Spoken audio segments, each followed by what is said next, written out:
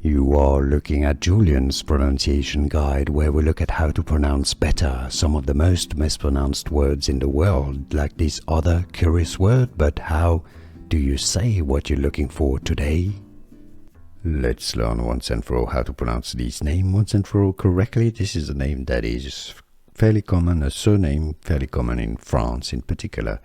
So make sure to stay tuned if you want to learn more French vocabulary and hear the English and the French pronunciation. Renaud is the French pronunciation, how we pronounce it in France. Renaud, silent D at the end. It's not Renaud. AU in French form the sound O. O. Renaud in English, therefore, you can say it as Renaud. Renaud. Here are more videos on how to pronounce more confusing words and names too many mispronounced. Like this video if you found it useful. I appreciate your support. I'll see you soon and thanks for watching.